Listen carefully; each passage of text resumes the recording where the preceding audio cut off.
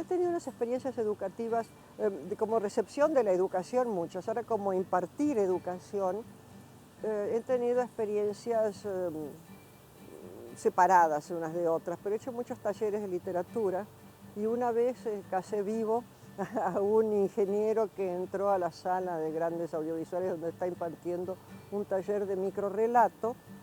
Parece que entró para pedirme la sala de antemano y se quedó tan fascinado que se puso a escribir.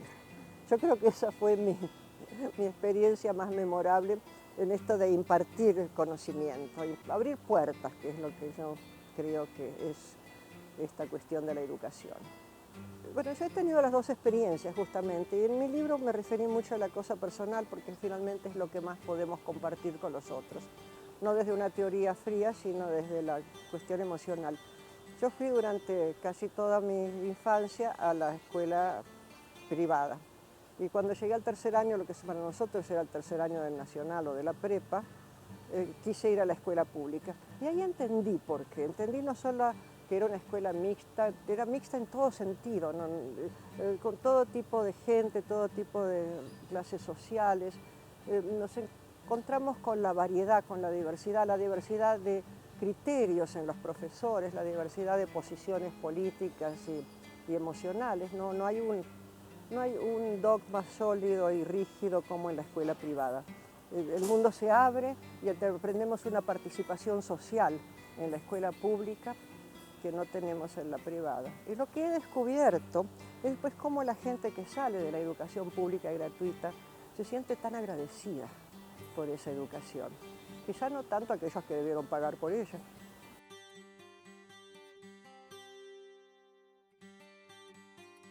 Yo creo que transmitimos lo que sentimos profundamente. Yo creo que lo interesante, lo importante es tener el entusiasmo desde uno para transmitirlo al otro. En la medida en que le estamos presentando las cosas no como una repetición más de algo ya sabido y que el maestro sabe e impone como un conocimiento estático y rígido, sino como una posibilidad de moverse hacia otros saberes y de la alegría del saber. Yo eso lo sentía mucho de chica, por eso es lo que quise casi ponerle título a este libro, como el entusiasmo. El entusiasmo es algo que nos abre a no tenerle miedo a la información, al conocimiento, a lo que nos dicen los otros, sino que ir absorbiendo e interpretando cada paso del aprendizaje.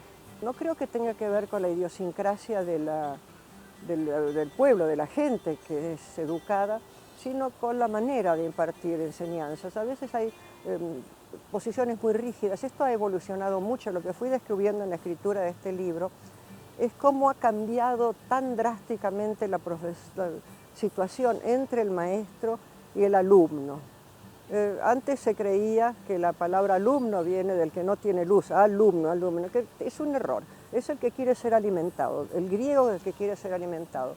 Entonces ahora se entiende que son ya casi ellos los que tienen que tener la función más específica de aprendientes, la ansia de aprender. A mí me interesa mucho crear ese entusiasmo de la escritura, de la enseñanza, del conocimiento en general. No es cuestión de parcializar el conocimiento. Todo lo que aprendemos nos enriquece, aunque después no lo vayamos a usar nunca más.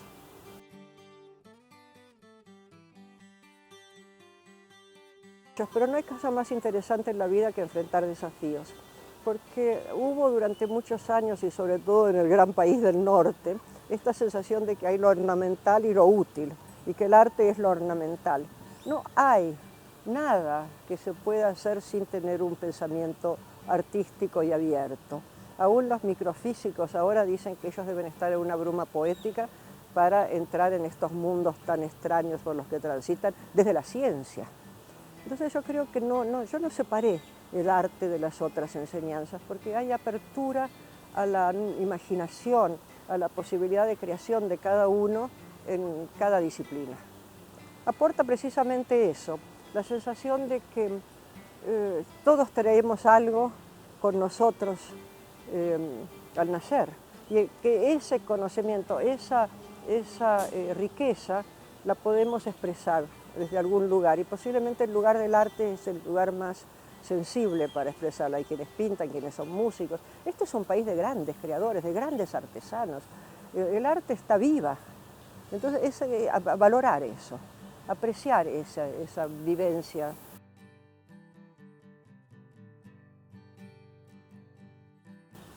Son dos ámbitos diversos, pero los dos tienen que reinar el amor y las ganas de que el niño crezca en conocimiento, crezca y se convierta en un ciudadano, una ciudadana útil y abierta al mundo. Hay familias que le tienen miedo a que los niños sean más importantes que ellos, hay otros que lo proponen, pero yo creo que lo que tienen que saber ambos es que esa frase, lo estaba pensando últimamente, todo niño viene con un pan bajo el brazo. Imagínate que no es un pan material, sería incomodísimo ese nacimiento, pero trae algo, trae una riqueza propia. Y esa riqueza propia hay que estimularla, aunque vaya en contra de las aspiraciones de la familia y de las aspiraciones del maestro. Pero que reconocer esa riqueza que cada uno tiene desde su nacimiento.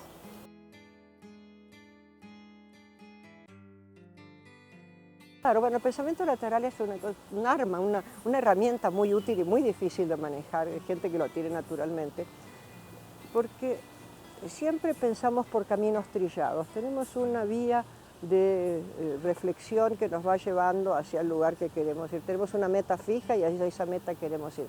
El pensamiento lateral nos desvía de ese camino y nos hace llegar a la meta o no por caminos muy sorprendentes. Pongo ejemplos en el libro, es algo que Edward del Bono desarrolló hace ya muchos años y muchos se lo aplican aún inconscientemente. Un ejemplo que a mí me gustaba mucho es la historia que sucede en el medioevo cuando la gente iba a la pena de muerte por deuda. Entonces este anciano padre tiene una gran deuda con un usurero y se encuentra con el usurero en una plaza pública y que él está sentado junto con su hija, bellísima hija, la del anciano deudor. Entonces el usurero le dice, mire, usted me tiene que pagar ya. El padre dice, no puedo, imposible, no he logrado reunir esa cifra enorme, con todos los intereses que se suman, ¿no?, de los usureros. Entonces dice, bueno, yo le propongo una cosa, si usted no me puede pagar, pero me da a su hija en matrimonio, yo le condono la deuda. Y si no, reclamo la deuda y usted muere. Entonces el padre está desesperado y dice, no, pero no me puedo hacer eso, yo no puedo decir, bueno, hagamos un juego, le dice el usurero.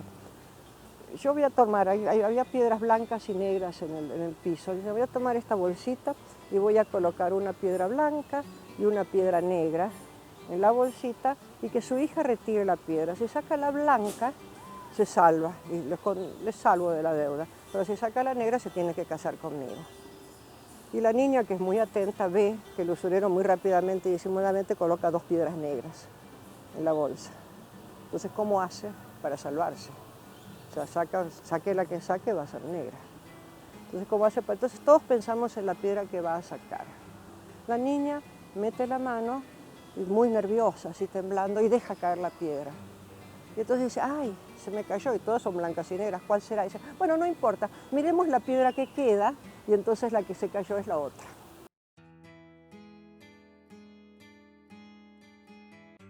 Bueno, el amor por el libro yo creo que es algo que no debemos perder, del objeto libro.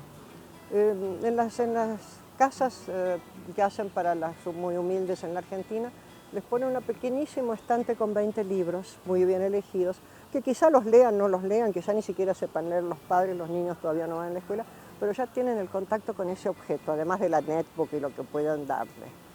Y una cosa que pensé ahora que no está en mi libro, pero me encantaría contarlo, en la Argentina nacieron las editoriales cartoneras, que ahora se han propagado mucho por el mundo, acá en México hay varias, que hacen libros mimeografiados, así como muy simples, y les ponen las tapas de los cartones que sobran de las cajas de cartón que se tiran a la basura y las atan con un mecate, lo dicen ustedes, mecatito, y les pintan graciosamente la tapa. Entonces yo pensé, hubo un poeta peruano que contaba que ellos lo hacían en la escuela. Entonces pensé que en las escuelas que cada niño escriba su librito con una simple página en blanco, los doblan en dos, escriba sus cositas, sus microrelatos que yo doy, fórmulas, no fórmulas, pero sugerencias, que escriba sus cositas y que darme su propio librito.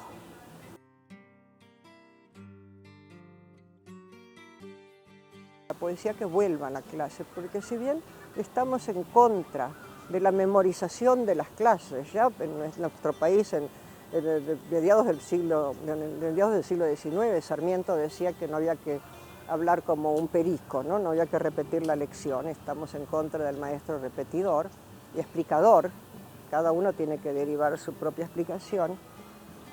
La poesía hace el aprendizaje de la poesía de memoria, de la poesía que aman, ¿no? Que cada uno elija su poesía y la aprenda de memoria y eso lo va enriqueciendo y le va viendo los matices que es la lectura, lo mucho que dice sin decir directamente, cómo hacer visible lo invisible. Y además salva, ¿no? Yo conozco casos, Mandela, el gran liberador de África del Sur, estuvo preso tantos años y lo único que lo salvó de la locura y la soledad era el recordar poesías de memoria. Porque uno ve los dobles, aprender a leer es aprender a leer lo que está entre líneas.